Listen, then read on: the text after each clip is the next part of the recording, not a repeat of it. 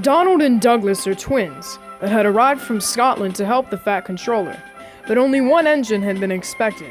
The twins meant well, but did cause confusion. The Fat Controller had given them numbers, Donald 9 and Douglas 10, but he was still planning to send one engine home.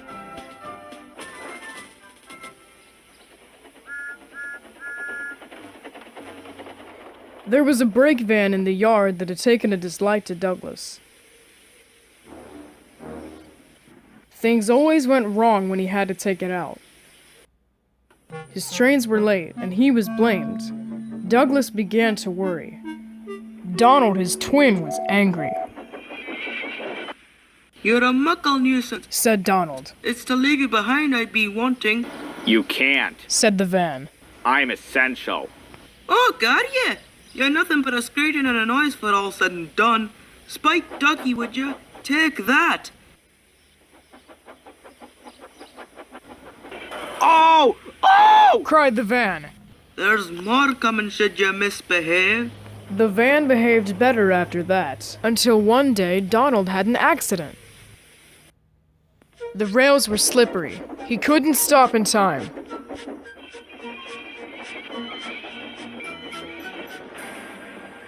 The Fat Controller was most annoyed. "I am disappointed, Donald. I did not expect such clumsiness from you. I had decided to send Douglas back and keep you." "I'm sorry, sir." "I should think so too. You have upset my arrangements. Now James will have to help with the goods work, while you have your tender mended. James won't like that." The Fat Controller was right. James grumbled dreadfully about extra work.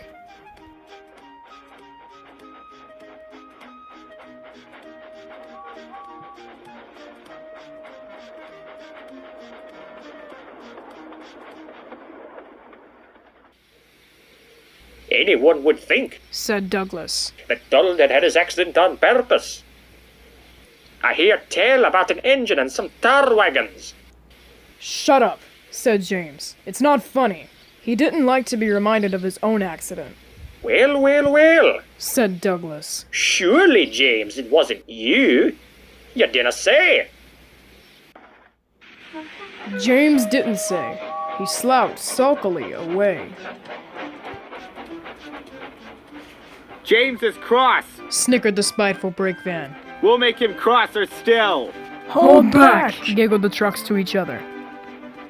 James did his best, but he was exhausted when he reached Edward's station. Luckily, Douglas was there.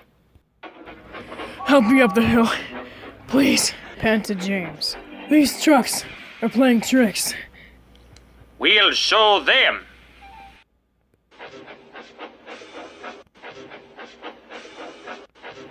Slowly but surely, the snorting engines forced the trucks up the hill.